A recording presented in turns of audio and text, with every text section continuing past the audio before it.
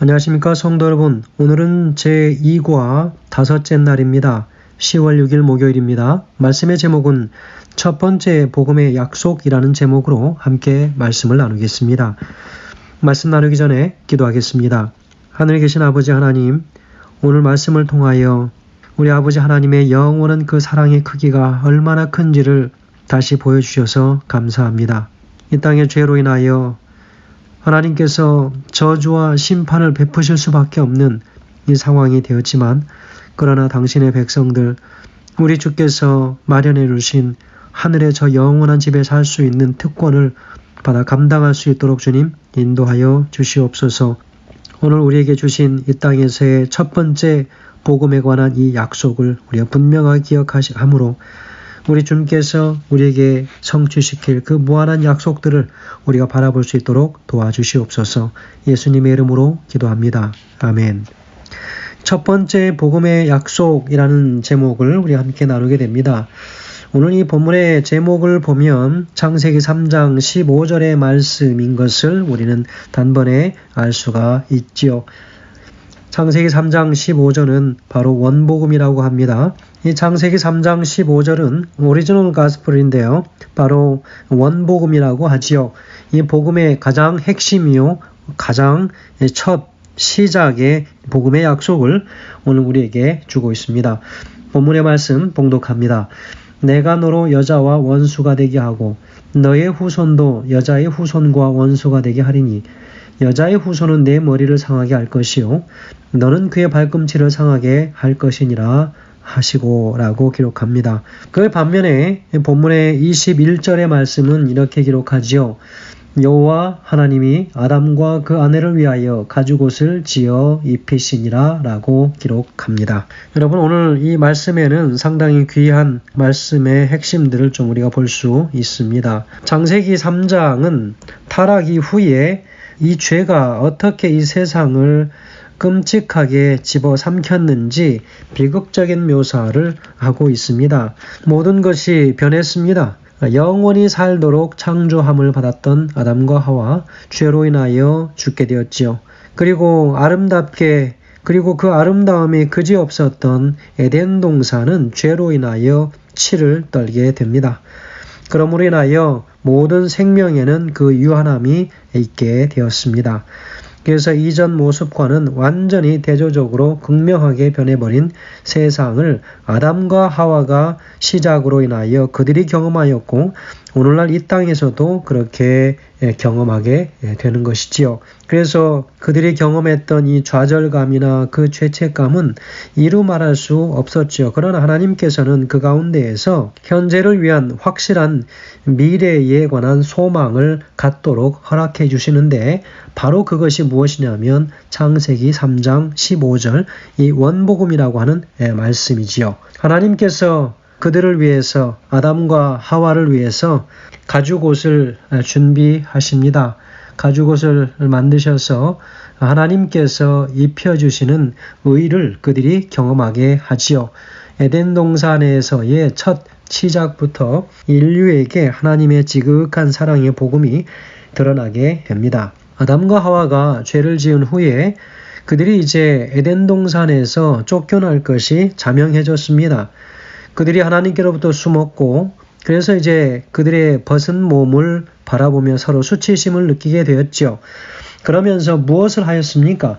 그들이 바로 그들의 첫 번째 노력의 대가가 무엇이냐면 무화과 나무 잎을 엮어서 만든 무화과 나무 잎이었습니다. 그러나 거기에 대조적으로 나타나는 것은 무엇이냐면 창세기 3장 21절에 하나님께서 가죽옷을 지어 입히시니라 그랬습니다. 여러분, 이 가죽옷은 양가죽을 말하지요.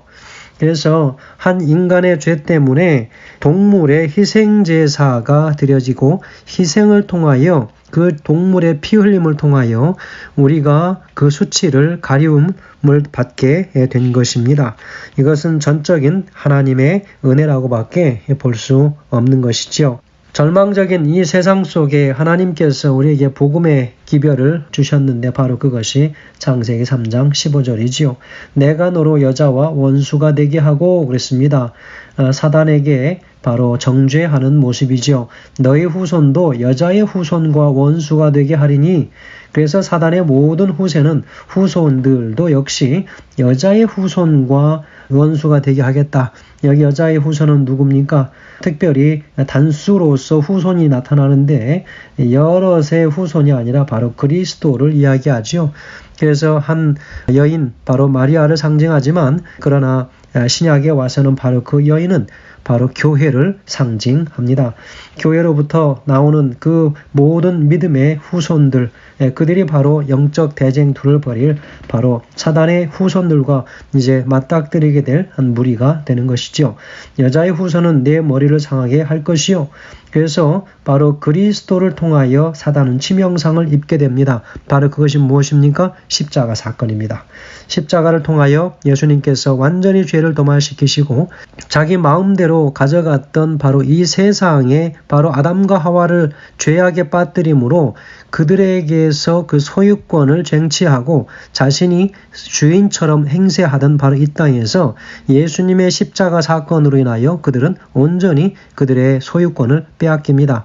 그러나 그 소유권을 빼앗겼음에도 불구하고 예수님의 십자가를 그 사단 자체가 극복하지 못하는 그런 사건으로 그가 경험하면서 소유권을 넘겨야 되지만 그는 여전히도 이 세상이 자신의 것이라고 주장하면서 소유권을 스스로가 주장하려고 하는 것입니다.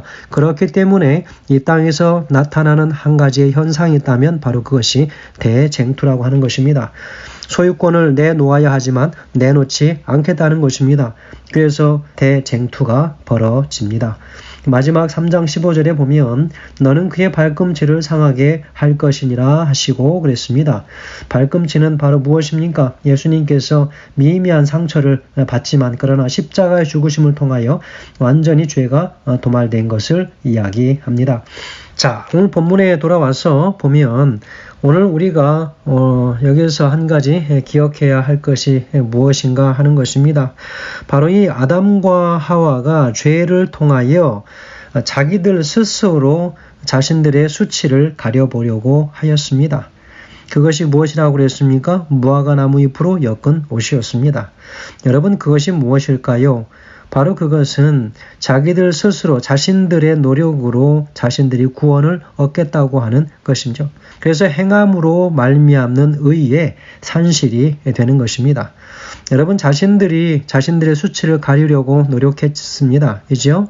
그래서 무화과나무 잎을 매 순간 계속 끼어 입었지만 아침에 해가 뜨고 또 따뜻해지면 어떻게 됩니까? 그 무화과나무 잎은 다 말라서 다 이제 똘똘똘 말리고 부스러지게 되는 것입니다. 그러면 다시 그 일을 또 하는 것입니다. 마른 잎을 다 떼내고 다시 무화과나무 잎으로 다시 그들의 옷을 해입지만 얼마 후에는 다시 그 옷이 말라버리면 그들의 노력은 헛수고가 되는 것입니다. 그것을 바라보시면서 하나님께서는 한 마리의 양을 희생시키며 피를 흘리게 하고 그리고 그 몸에서 가죽을 벗겨내어서 아담과 하와의 벌거벗은 수치의 몸을 가려주는 것입니다. 바로 이것이 하나님께서 그들에게 주시는 덮어주시는 의입니다. 나누어 주시는 의지요. 입혀주시는 imputed righteousness라고 하고 나누어 주시는 의는 imparted righteousness라고 합니다. 그래서 이것들을 그들이 다 경험합니다. 그래서 상당히 대조적인 바로 무화과나무로 잎으로 엮어 입은 옷과 하나님께서 준비하신 양 가죽옷 이 두 가지는 믿음으로 말미암는 의, 바로 가죽 옷을 바로 하나님께서 그들의 수치를 아시고 입혀주시는 의를 경험하느냐? 안 그러면 자기 스스로 자기의 구원, 자기의 수치를 가리려고 하는 바로 행함으로 말미암는 의를 그들이 경험하느냐라고 하는 것은 믿음의 삶에서 아주 중요한 사실입니다. 이제 에덴 동산을 떠나서 그들이 세상으로 나가게 되는데 하나님께서는 그들에게 바로 하나님께서 나누어 주시는, 입혀주시는 그 의, 양의 피를 흘림으로 인하여 우리의 죄를 우리 스스로가 해결할 수 없다고 하는 사실을 그들이 에덴 동산을 떠나기 전에 가르쳐 주고자 하심이었습니다. 여러분, 그래서 3장을 지나서 그들이 이제 에덴 동산에서 나와서 4장에 들어가서 가장 먼저 일어나는 일이 무엇이냐면 가인과 아벨의 제사 문제였습니다. 그 제사를 통하여 하나님께서 믿음으로 말미암는 의의 확신을 갖고 살아가느냐, 안 그러면 그들이 행함으로 말미암는 의를 입고 살아가느냐라고 하는 것에 관한 또 하나의 논쟁을 만나게 됩니다. 그것이 바로 아담과 하와의 자녀들 가인과 아벨의 예배 전쟁이었습니다. 하나님께서 받으신 양을 잡아서 드린 그 제사를 드린 아벨의 제사는 받으시고 그가 자기 스스로 열심히 일한 그 결과를 갖다가 곡물로 바쳤지만 하나님께서는 그 곡물을 사르지 않으십니다. 그러므로 인하여 온전히 하나님의 명령대로 양을 잡아서 바로 그 어머니 아버지가 입힘을 받은 그 제사 방법 그대로 믿음으로 말미암는 의의 제사를 드리라고 그들에게 가르치고 있는 것이죠. 그것이 시작이 바로 창세기 3장 15절이요 또한 21절의 말씀이라고 하는 것입니다. 자, 하나님께서는 동물의 희생을 통해서 이 메시아를 통한 구원의 약속을 분명히 보여준다고 가정공부에서는 이야기하고 있습니다. 살아남은 이도 50페이지에는 이렇게 기록합니다. 하나님의 특별한 지시에 따라 아담이 속죄 제물을 드렸을 때 그것은 그에게 매우 고통스러운 의식이었다. 그는 오직 하나님께서만 주실 수 있는 생명을 그의 손으로 취해서 속죄 제물을 드려야 했다. 그것이 그가 처음으로 목격한 죽음이었다 그랬습니다. 죽음을 한 번도 경험하지 못했지만 그러나 자신이 죄를 지음으로 에덴 동산이 죄로 떨었고 나뭇잎이 떨어지는 생명의 유한함을 보고 아담은 치를 떨었다고 그랬습니다. 그러므로 인하여 그 치를 떨었던 그 순간을 기억하는데 자신은 때문에 자신의 죄 때문에 한 생명이 죽어야 하는 그 모습을 바라보는 그 아담의 마음이 얼마나 죄로 인하여 끔찍했을까. 하나님은 그것을 보여주고 싶었던 것입니다. 죄라고 하는 것은 그런 것이라고 하는 거지요. 그래서 다시는 죄를 짓지 않도록 하기 위하여 한 생명을 희생시키고 그 생명이 죽어가는 그 모습을 지켜보게 하는 것입니다. 성도 여러분, 우리가 짧은 인생을 살면서 이 땅에서 만나는 여러 고난들 그리고 내가 원하든 원치 아니하든 다른 사람들에게 혹은 또 다른 신자들에게 혹은 목회자들에게 어떤 마음의 여러 위해를 가했다면 여러분 우리 다시 한번 마음을 돌이켜서 하나님의 교회와 그리고 내 개인의 신앙의 삶이 온전해지기를 간절히 소원합니다. 아담과 하와는 에덴 동산을 떠납니다. 그들은 자신들이 죽게 될 것이라고 한 사실을 알고 있었죠. 그래서 자신들이 할 수 있는 한 모든 수단들을 동원해서 그들은 그들의 삶을 살기 위하여 노력합니다. 하나님께서는 메시아에 대한 소망을 통해서 영감의 교훈에는 이렇게 기록합니다. 주님께서는 내가 너로 여자와 원수가 되게 하고 너희 후손도 여인의 후손과 원수가 되게 하리니 여자의 후손은 내 머리를 상하게 할 것이요 너는 그의 발꿈치를 상하게 할 것이니라 고 선언하셨다. 우리의 첫 부모가 듣는 데서 선언된 이 선고는 한 약속이었다. 이 선고는 사람과 사탄 사이의 전쟁을 예언했을 뿐만 아니라 큰 원수의 세력이 최후에 부서질 것도 선언하였다라고 부조와 선지자 65페이지에서 기록하고 있습니다. 하나님께서는 죄로 인해서 절망적인 상황에 놓인 모든 이 땅의 인류를 위해서 영원 전부터 가지고 계셨던 당신의 구속의 계획을 드러내심으로 인하여 그 모든 죄로부터 회복에 대한 소망을 이 땅에 주셨습니다. 여러분, 죄 때문에 하나님의 사랑이 드러난 것이 아니고 원래 하나님의 사랑이 모든 창조 가운데 물씬 들어 있었는데 죄가 이 땅에 들어옴으로 인하여 그 사랑이 더 분명하게 드러나게 되었다는 것입니다.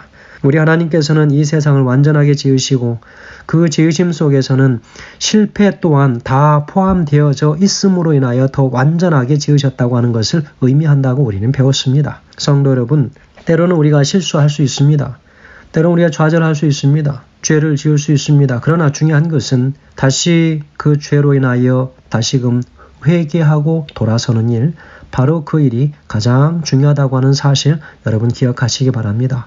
우리 하나님은 용서에 능하신 하나님이시고 죄를 다시 의로 바꾸시는 그 일에 능하신 하나님이시므로 언제든 우리가 하나님께 우리 자신을 돌이켜 다시 한번 우리에게 주셨던 그 첫 번째 사랑의 복음의 약속을 우리 하나님께서 우리에게 다시 재현시키시고 실현시키시게 되길 간절히 소망하면서 말씀을 드립니다. 감사합니다.